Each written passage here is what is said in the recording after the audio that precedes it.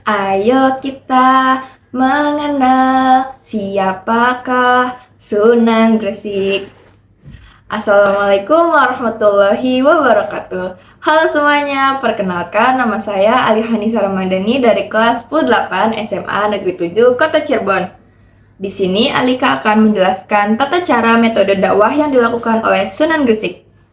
Sebelum lanjut ke penjelasannya, teman-teman jangan lupa like video ini ya. Oke, lanjut saja kita ke pembahasannya. Jadi, siapakah Sunan Gresik itu? Ya, Sunan Gresik adalah salah satu dari Wali Songo yang menyebarkan agama Islam di daerah Jawa. Namun, Sunan Gresik termasuk orang yang menyebarkan agama Islam di daerah Jawa Timur, lebih tepatnya di Desa Gresik. Maka dari itu, beliau mendapatkan julukan sebagai Sunan Gresik. Apakah teman-teman tahu siapa sih nama asli beliau? Ya, nama asli beliau adalah Sunan Maulana Malik Ibrahim. Ya, Sunan Maulana Malik Ibrahim ini sebenarnya bukan keturunan asli Indonesia loh, melainkan ia adalah seorang Maghribi yang mana ia adalah keturunan dari Afrika Utara.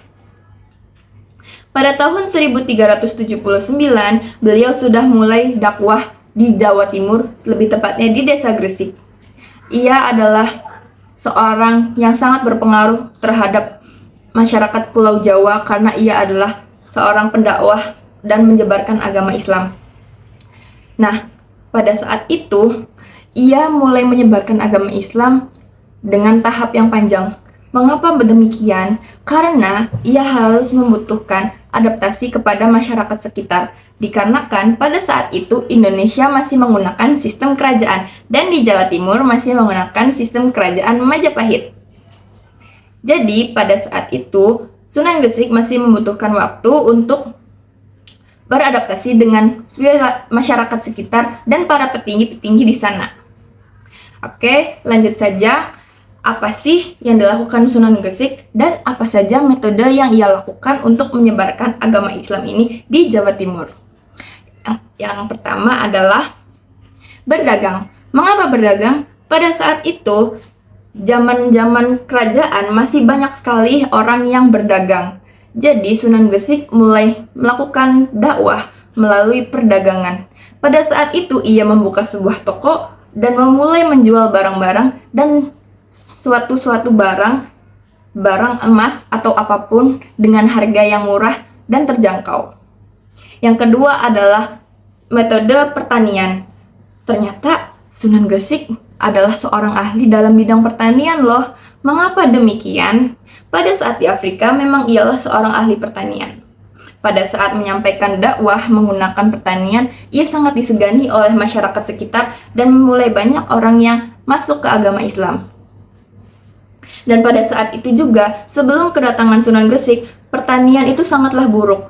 Pada saat kedatangan Sunan Gresik, saat dibantu, pertanian mulai membaik dan mulai panen dengan hasil yang besar-besaran dan banyak. Yang ketiga adalah metode penyembuhan. Metode penyembuhan penyakit. Mengapa demikian? Ternyata Sunan Gresik adalah seorang tabib juga loh. Ia mampu mengobati penyakit yang dari ringan dan yang berat. Nah, metode yang dilakukan ini dengan cara mendoakan seseorang tersebut atau memberikan air doa atau semacamnya dengan menggunakan metode ajaran Islam. Yang keempat nih, yang terakhir adalah metode menyamakan kasta manusia. Pada saat itu adalah zaman kerajaan Majapahit. Jadi Sunan Gresik membicarakan ini kepada masyarakat sekitar bahwa semua manusia itu sama, memiliki derajat yang sama. Tidak ada perbedaan antara kasta mana yang paling tinggi dan kasta mana yang paling rendah. Jadi pada saat itu mulailah banyak orang yang masuk agama Islam karena tidak ada perbedaan kasta dan tidak ada perbedaan apapun dalam manusia. Karena sesungguhnya manusia memiliki derajat yang sama dan tidak ada yang sempurna. Semuanya manusia tidak ada yang sempurna. Kesempurnaan hanyalah milik Allah Subhanahu wa taala.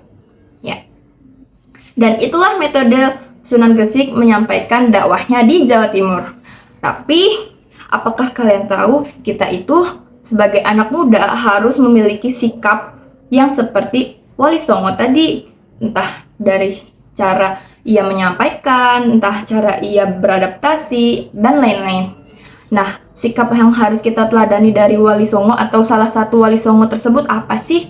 Ya, ternyata kita harus seperti mereka, yaitu mengimani dan menjalani perintah Allah dan menjauhi larangannya.